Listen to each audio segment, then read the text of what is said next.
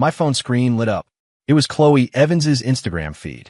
A photo of the two of them, her head resting against some stranger's chest. A smile on her face, so bright I'd never seen it on her before. The caption read, "Hard launch with my whole world." I stared at the words, a vice tightening around my chest. I'd been in love with her for 2 years. I deleted her number, blocked her on everything, and dragged myself out of bed. I walked to the liquor store and drank myself into oblivion. A few days later, I was hiding out in a quiet corner of the library when Sophia Miller, the freshman who became a campus legend the second she stepped on campus, sat down right across from me. When I was picking at leftovers in the dining hall, she brought her tray over and sat next to me. She was brilliant, the kind of girl every guy wanted to ask out. And I was a pathetic mess, fresh off a brutal rejection I hadn't even had the guts to earn. It wasn't until she found me in my usual basketball court, holding up a faded Pikachu keychain, her eyes red, that it all clicked. "Liam," she asked, her voice trembling, "do you remember this? From 6 years ago." My world tilted on its axis. It turned out that while I was chasing a shadow, I'd lost track of my own son. That smile in Chloe's Instagram post was a knife twisting in my gut. I didn't know the guy, but the way their hands were intertwined burned itself onto the back of my eyelids. I'm Liam Carter, a junior in the computer science program at Northwood University. I've been into Chloe since freshman year. For 2 years, my world had quietly revolved around her. My phone's camera roll was a shrine to her. I knew she loved the ramen place by the Westgate, always ordered the tonkatsu broth, whole the scallions. I knew she had no classes on Tuesday afternoons and always studied by the big bay windows in the library. I thought if I just waited long enough, my chance would come. Now it was gone. "Dude," Kevin, my roommate, whistled from his desk. He glanced at his phone. "Whoa, Liam, your girl. She's taken." I didn't answer. I just killed my screen, climbed into my bunk, and pulled the covers over my head. In the darkness, I could feel my own heart breaking. Turns out, when a 2-year crush dies, it doesn't even make a sound. For the next few days, I was a ghost. I skipped classes. I didn't eat. I just lay in bed. My roommates tried to talk to me, one by one, and each got to get lost for their trouble. I knew they meant well, but I just wanted to be left alone to rot. That afternoon, the sky was a bruised purple, rumbling with distant thunder. I was wandering campus in just a hoodie, the cold wind finding its way down my collar. I wanted it to rain. I wanted to catch pneumonia, to let a physical sickness burn away the ache in my soul. The rain came suddenly, fat drops splattering on the pavement. Students around me shrieked and ran for cover. I just stopped, tilted my face to the sky, and closed my eyes, letting the icy water wash over me. It was cold, a deep, bone-aching cold, but the hole inside me just felt bigger. Just as I was about to go numb, the rain on my head stopped. I opened my eyes.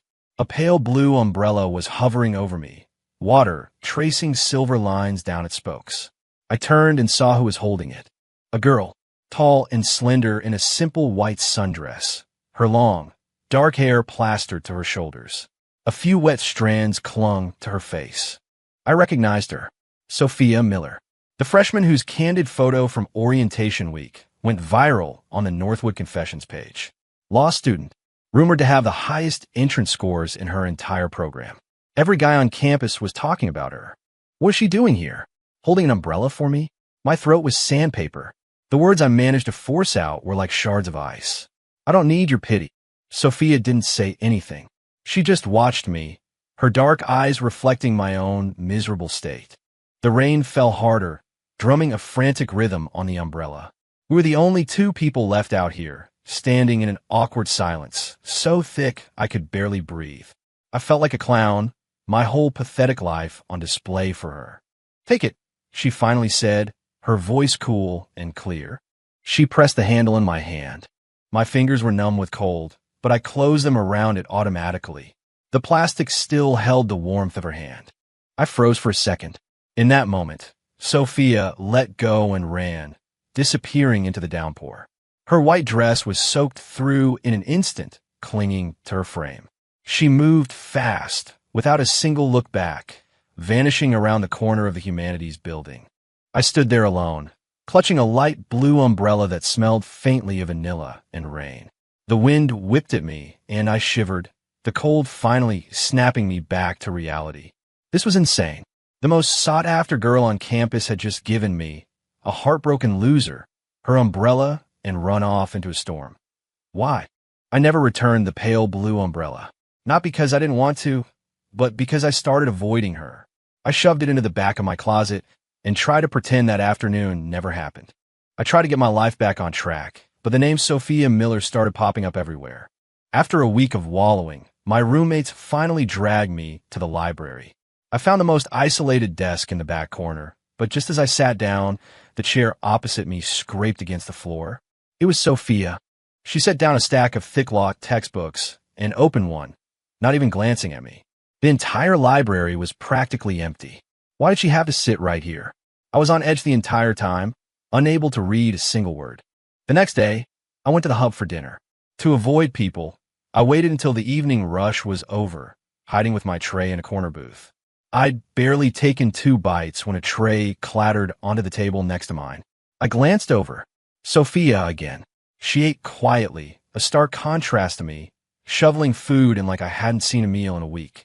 I could feel stray glances from around the dining hall, and my skin started to crawl. I scarfed down the rest of my food and practically ran out of there.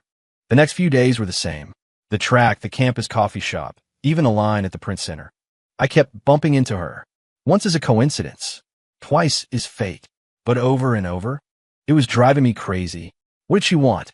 Did she feel sorry for me? Was I her charity case? I didn't need saving. That afternoon, heading back to my dorm, I ran into 2 of Chloe's roommates at the entrance. They saw me, exchanged a look, and one of them, Tiffany, smirked. Well, if it isn't Liam, haven't seen you in a while. You look terrible. A little heartbroken, are we? The other one giggled. Tiff, be nice. He's the loyal type. Not like some people we know, who change boyfriends faster than they change clothes. Their laughter was sharp and grating. I clenched my fists, my nails digging into my palms, unable to say a word. They were right. I was a joke. A coward who couldn't even tell a girl he liked her. Talking about people behind their backs doesn't make you sound any classier. A cool female voice came from behind me. I whipped around and saw Sophia, a stack of books in her arms. Tiffany's smile froze on her face. Who are you? This has nothing to do with you. I'm his friend. Sophia stepped forward to stand beside me, meeting their glares head on. And even if I were a stranger, I'd still have the right to call out such trashy behavior. She paused, a flicker of a smirk on her lips. Or maybe you're just jealous that other people can be happy, so you have to find some pathetic sense of self-worth by tearing down someone you see as a loser? Her voice was quiet, but every word was a scalpel. Tiffany's face turned beet red. She stammered for a moment, unable to form a comeback, and finally just shot me a death glare before dragging her friend away. The world was quiet again. I looked at Sophia, standing next to me, a storm of emotions churning inside. This was the second time she'd come to my rescue. Thanks. I managed my voice hoarse. Don't mention it, she said, her expression neutral. I just can't stand noisy flies. The awkward silence descended again. To break it, and to thank her properly, I heard myself ask, Hey, can I buy you dinner? Sophia looked at me for a long moment, then actually nodded. Okay. We went to Hub. I told her to order first, and she walked right up to the hot food station. Hi, she said to the server. Could I get the beef stroganoff? Extra sour cream, and no mushrooms, please. My heart stopped. Beef stroganoff. Extra sour cream. No mushrooms. That was my order. My mom's specialty. The exact way I'd eaten it my entire life. The only people who knew that were me and my mom. How could she possibly know? How did you? I started, then cut myself off, feeling like I was being weird. I swallowed the words back down. Sophia didn't seem to notice my shock. She found a table and sat down, asking calmly, What's wrong? Nothing. I hid the turmoil inside and sat across from her. I couldn't focus on my food. I watched her out of the corner of my eye. When she ate the stroganoff, she'd carefully eat the beef and noodles, leaving the little bits of onion. Another habit that was precisely like mine. A coincidence? Could there really be this many coincidences in the world? From that day on, a rumor started spreading across campus. Liam Carter, the SADSAC CS major, was dating Sophia Miller, the untouchable freshman law prodigy.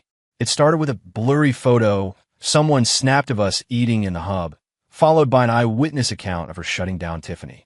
The posts on the Northwood Confessions page were wild. Holy shit. Who is this Liam Carter guy? How did he pull Sophia Miller?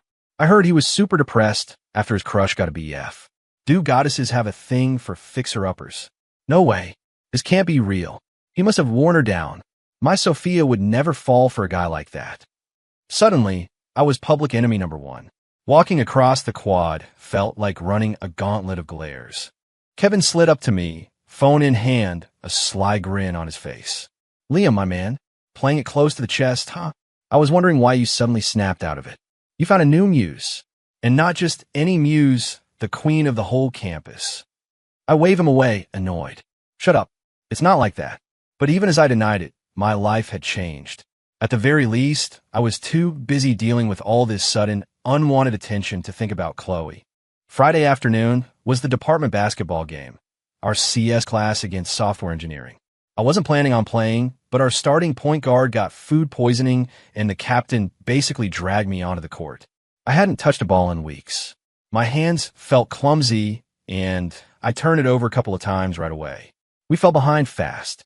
One of the guys on their team, a tall forward, seemed to know who I was. He got on my face after a play, a smug look on his. Carter, head's not in the game, is it? Heard you're getting cozy with that freshman from the law school. What? Chloe Evans didn't work out, so you moved on to the next target. Something inside me snapped. I just stared him down, my blood boiling. Just then, a clear voice cut through the noise of the gym. Go, Liam. You got this. I looked toward the sound, and my eyes found her immediately in the crowded bleachers. Sophia. She was standing on the sideline, a bottle of water in her hand, looking right at me. In that instant, the entire gym went silent. A surge of energy rushed through me, washing away all the frustration and self-pity. I took a deep breath and shot the guy who'd been taunting me a cold smile. Worry about yourself, man. For the rest of the game, I was a different person. Steals, fast breaks, crossovers, pull-up jumpers. The ball kept finding the net, and after every single basket, I could hear Sophia cheering for me. For her. The thought popped into my head and startled me. When the final buzzer sounded, we'd won by 3. I was drenched in sweat, completely exhausted, but I felt clearer and lighter than I had in months. My teammates swarmed me, slapping my back and pulling me into a sweaty huddle. I laughed and pushed them off, my gaze scanning the crowd until it landed on Sophia. She was watching me, a small smile on her face. When I walked over, she twisted the cap off the water bottle and handed it to me. I glanced at the label. It was the brand of Smart Water I always drank. What happened to your hand? She asked suddenly, pointing. I looked down and saw a long scratch across my knuckles, beaded with blood. I must have gotten it diving for a loose ball. It's nothing, I said, shrugging it off. But Sophia frowned, pulling a Band-Aid from her purse. She took my hand gently and carefully applied it over the cut. Her fingers were cool against my hot skin, sending a shiver up my arm. I watched her, head bowed in concentration, and felt something in a locked-away corner of my heart stir. Over the weekend, on a whim, I asked Sophia to study with me at the library. I told myself I just needed to focus, and it was a good chance to finally give back her umbrella. We sat our usual spot by the window, sunlight streaming in. She was completely absorbed in her book, her brow furrowed in concentration. I, on the other hand, couldn't read a word. All I could picture was her putting that Band-Aid on my hand. Why are you staring at me? Sophia looked up suddenly, her eyes catching mine before I could look away. I wasn't, I stammered, my face growing hot. The song you were humming. It sounded familiar. She had been, just under her breath. An old nursery rhyme I hadn't heard in years. Oh, really? Her voice was even, but I saw something flicker in her eyes. I pushed down the strange feeling and pulled the pale blue umbrella from my bag, sliding it across the table. Here, this is yours. And thanks for that day. Sophia looked at the umbrella, but didn't take it. Instead, she asked me a completely unrelated question. Liam, do you like Pikachu? I blinked. Huh? Yeah, I guess. I did when I was a kid. Why was she asking that? She didn't say anything else.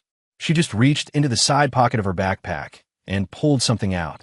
It was a keychain, a little yellow, chubby plastic figure, faded and worn from years of use. A Pikachu. The moment I saw it, A roar went through my head. That keychain! I stared at it, my heart hammering against my ribs. 6 years ago, I was in 8th grade. A new family moved in next door. They had a daughter, for years younger than me, who always wore pigtails and followed me around like a shy little shadow. What was her name? The little girl loved Pikachu. For my birthday, my mom got me a pair of Pikachu keychains. I thought they were childish and gave one to her. Her eyes lit up like Christmas morning. She clutched it like it was treasure. Not long after, her family moved away for a job transfer. I never saw her again. The little girl in the pink dress. The little girl who picked the onions out of her beef stroganoff. The little girl who was always off-key when I tried to teach her that nursery rhyme. 100 fuzzy memories sharpened in a focus, all of them pointing to the girl sitting across from me. My breathing grew shallow. My voice shook with disbelief. You. I pointed from the keychain to her face, a wild, impossible, yet singular possibility forming in my mind. Where did you get that? The words came out like an accusation. Sophia's eyes welled up with tears. She clutched the little plastic figure, looked up at me with eyes that were suddenly, painfully familiar, and in a small, wounded voice, used a name I hadn't heard in 6 years. Liam, she said, her voice thick with emotion. It's me. Sophie. Sophie. The name detonated in my mind. I stared at her tear-filled eyes, at the faded Pikachu in her hand, my brain a complete blank. Sophia. Sophie. Sophie Miller. The scrawny little kid with the pigtails who used to follow me around, calling me Liam. How was that possible? Could 6 years change a person that much? I couldn't connect the memory of that shy, skinny little girl with a poised, beautiful woman sitting in front of me. But the Pikachu keychain, the weirdly specific way she ate stroganoff, the nursery rhyme, all the evidence pointed to one impossible fact. She was telling the truth. You're really Sophie? I asked, my voice cracking. Sophia nodded hard, a tear finally breaking free and tracing a path down her cheek. She didn't sob, just cried silently, looking exactly like she used to when some kid on the block had been mean to her, and she'd come running to find me. My heart clenched. A tidal wave of guilt and regret crashed over me. I had forgotten her. I had completely and totally forgotten the little girl who had followed me like a shadow, the girl whose entire world had once seemed to be her next-door neighbor. While I was busy torturing myself over someone else, she had quietly come back into my life, carrying a piece of our shared past, and I treated her like a complete stranger. I'm sorry. My throat was tight. Of all the things I wanted to say, that was all that came out. Sophie, I'm so sorry. I didn't recognize you. Sophia shook her head, scrubbing at her tears with the back of her hand. She tried to smile, but it looked more painful than a frown. It's okay, Liam. I've changed a lot. It's normal that you didn't know it was me. Her forgiveness only made the guilt worse. When did you? I struggled to find the words. When did you move back? After I graduated high school. My parents got transferred back here. She looked down, fiddling with the Pikachu keychain. When I was applying colleges, I only applied to Northwood. Only applied to Northwood. My heart felt like it had been punched. She had come here for me. The realization was both staggering and terrifying. We talked for a long time that afternoon. She told me about the last 6 years, about how hard she'd studied in high school. She told me how she'd found out what brand of water I drank, how she'd seen me get cut during the basketball game. It turned out, from the very first day of the semester, she had been watching over me. She had been collecting bits and pieces of my life, just like she used to collect the candy wrappers I'd give her. And I had been completely oblivious. When it was time to leave, I insisted on walking her back to her dorm. Strolling under the sycamore trees lining the campus walk. Watching her, it still felt unreal. Liam, she said, stopping just outside her dorm. She turned to face me. Do you still like Chloe Evans? Her eyes were wide with a hope that was so fragile it hurt to look at. I froze. Chloe. After the revelation about Sophia, her name felt like it belonged to another lifetime. The chaos of the last 2 years, the pain that had felt so monumental, suddenly seemed insignificant next to the simple words. It's me, Sophie. I looked into Sophia's eyes and shook my head, my voice firm. No, I don't. It wasn't a lie to make her feel better. In that single, clarifying moment, I knew it was true. That crush was finally, truly over. Not because Chloe had gotten a boyfriend, but because I had just found something infinitely more precious. Sophia's face lit up. She broke into a genuine, radiant smile. "So, Liam," she said, stepping a little closer, her voice barely a whisper, "is it okay if I try to win you over?" Sophia's directness caught me completely off guard. I looked into her bright eyes, which were filled with a sincerity and determination that left me speechless. "Win me over?" The phrase made my heart race and my face flush. Before I could form a coherent sentence, she took a shy step back, just like she used to as a kid, and waved her hands. I was just asking. You don't have to answer now. I'm gonna go." And with that, she turned and darted into her dorm like a startled deer. I stood there for a long moment, touching my own hot cheek, and then I laughed. That girl. From that day on, the roles were completely reversed. I stopped avoiding her and started seeking her out. I learned that she had morning runs on Mondays, Wednesdays, and Fridays. I learned that she liked to study in Section E on the third floor of the library. I learned that she hated spicy food, but would order a mild ramen bowl just to eat with me, fanning her mouth and sticking her tongue out. I started bringing her coffee in the mornings. I started waiting for her outside the library at night to walk her back to her dorm. To everyone else on campus, our relationship became an open secret. One afternoon, Sophia and I were eating lunch in the hub when Chloe walked in with her new boyfriend. It was the first time I'd seen her face to face since the Instagram post. Honestly, my heart didn't even flutter. She was still beautiful, but the halo I used to see around her was gone. She was just another pretty girl. Chloe saw us too.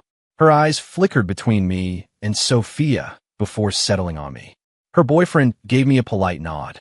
I smiled back easily, then took Sophia's tray and found us an empty table. I could feel Chloe's eyes on my back. "Is that Chloe Evans?" Sophia whispered, a hint of nerves in her voice. "Yeah," I said, handing her a fork and casually stealing the bell peppers she hated from her plate onto mine. "She's in my department. We don't really know each other." It was the truth. I saw Sophia's lips curve into a smile as she looked down at her food. Chloe and her boyfriend sat at a table diagonally behind us. I could hear her roommate, Tiffany, who was with them, talking just loud enough for us to hear. "See, Chloe? Look at Liam. Already moved on with that freshman. Guess he wasn't so devoted to you after all." Chloe was silent. "That Sophia girl is something else, though," Tiffany continued. "She had him wrapped around her finger in, what, a few weeks? I heard he was practically catatonic over you. Amazing what a new face can do." I frowned, my temper starting to rise. But Sophia just tugged on my sleeve and shook her head, telling me to ignore it. I looked at her, trying to pretend it didn't bother her, and an impulse took over. I put down my fork, picked up a piece of beef from my own stroganoff, and under the curious eyes of the people around us, placed it on her plate. "Eat more," I said, my voice loud enough for the nearby tables to hear. "You're getting too thin." Sophia froze, her cheeks instantly turning a deep shade of crimson. I just met the shocked, gossipy stares from everyone around us with a calm smile for her. I wanted everyone to know Sophia was with me. No one got to talk about her. No one got to bother her.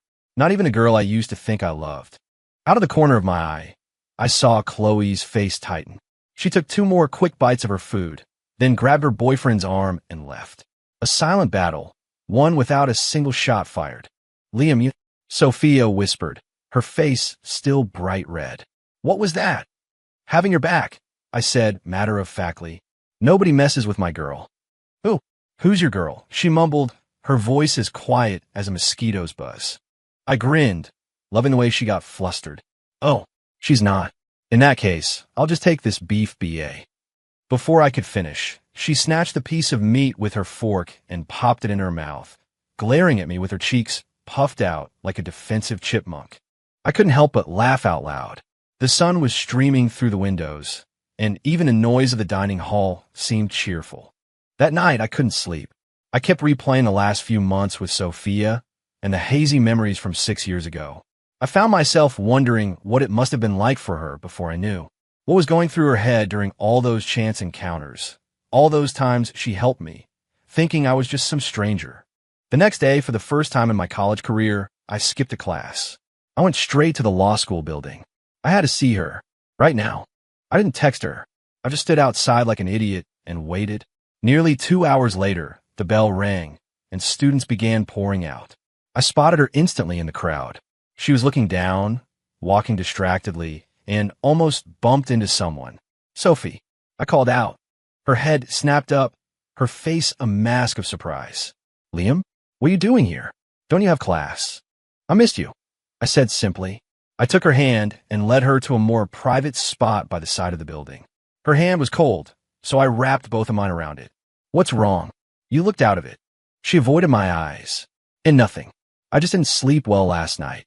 I knew she was hiding something. After a little more prodding, she reluctantly pulled a small notebook from her bag and handed it to me. Don't laugh at me, she whispered.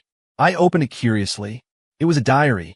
The handwriting was neat, the entries chronicling her life since the start of the semester. September 1 SD. Sunny, I made it to Northwood. Liam, I'm finally in your city, breathing the same air as you. The campus is so big and beautiful, but I looked all day and didn't see you. I hope you're okay. September 10 TH. Cloudy with rain. I saw you today. In the rain. You looked so sad, even sadder than I imagined. You're so silly. Why would you just stand there and get soaked? I gave you my umbrella. I ran away so fast because I was afraid you'd chase after me and ask who I was. You've gotten thinner, Liam. September 15 TH. Sunny, I saw you in the library today. You sat right across from me, but you didn't seem to recognize me. I guess it makes sense. It's been 6 years. I've changed so much. It's okay. Just being able to see you like this is enough.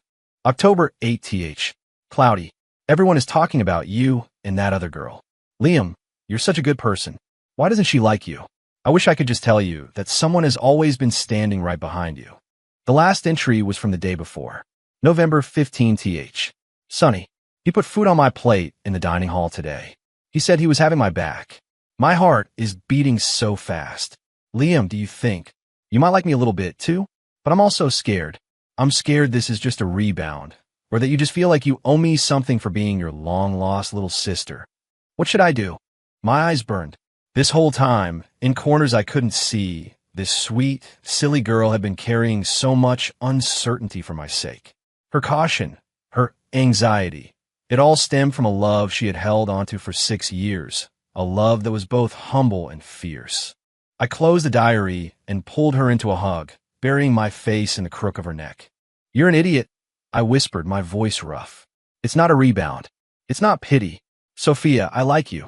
The girl in my arms went rigid for a second, then began to tremble.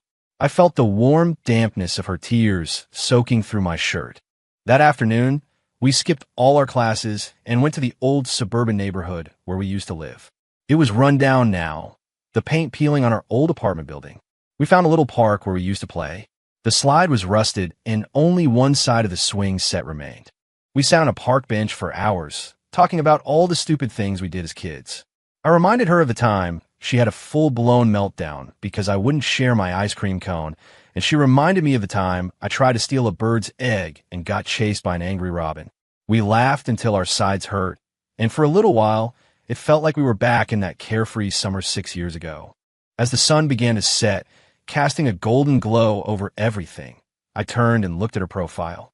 Sophie, I said softly, will you be my girlfriend? This time, I didn't give her a chance to run. Sophia became my girlfriend. The news spread across Northwood even faster than the first round of rumors. This time, the comments on the confessions page were a lot nicer. I knew it. I shipped them so hard. My new OTP. Childhood friends to lovers? Is this a movie? I'm dying. This is so cute. I'm so jealous. Why don't I have a hot next-door neighbor to fall in love with? Of course, there were still some bitter comments, especially from the law school. Sophia was at the top of her class, and she had a lot of admirers, some from wealthy, powerful families. I was just a CS major. I didn't really cross paths with them until I started picking Sophia up from her classes. Then I started noticing the glares. The most obvious one came from a guy named Brandon Price. He was the president of the Law School Student Association, a big, imposing guy who, I'd heard, came from a family of high-powered lawyers. The definition of a trust fund kid. He'd been pursuing Sophia relentlessly since day one. I wasn't too worried about it. I trusted Sophia. Until that night. I was waiting for her outside the law building like usual, when I saw Brandon cornering her with a giant bouquet of roses, a crowd of his friends cheering him on. Sophia, I've liked you for a long time. Be my girlfriend.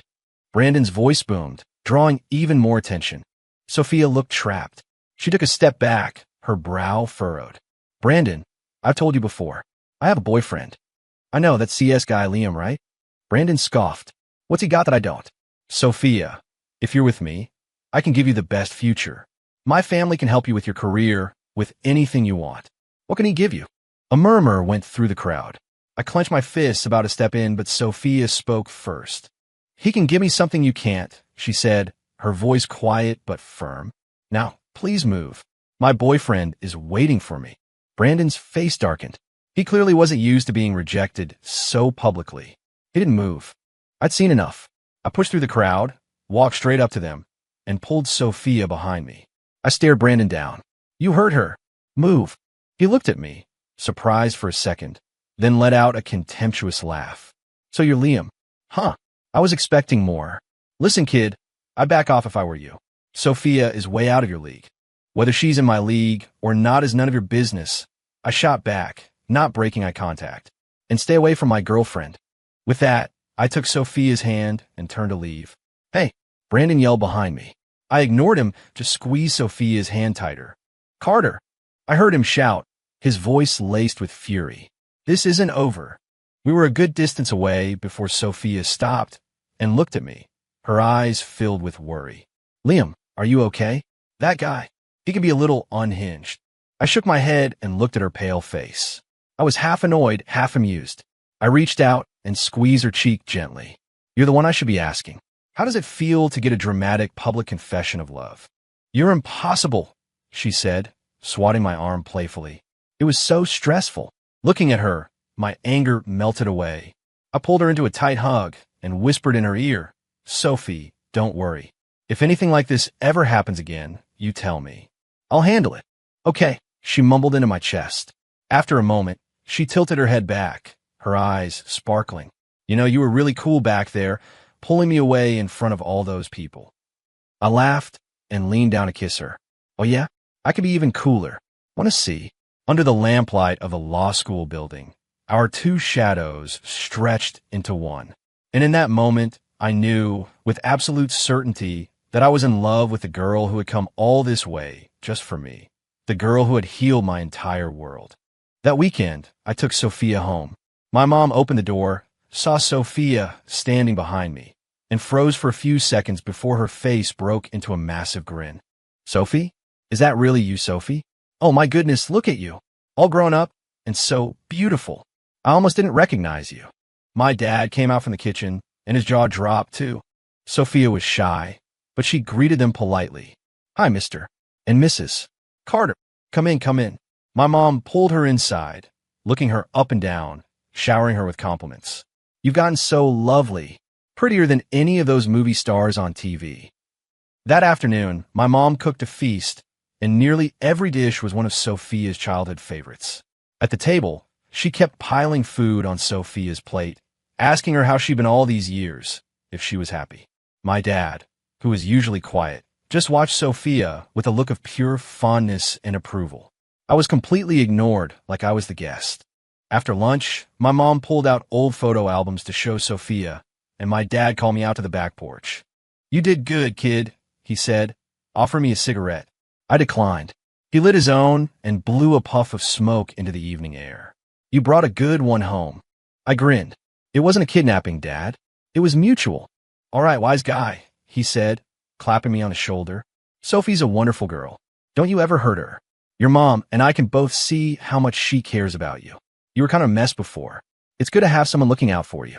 I nodded, a warmth spreading through my chest.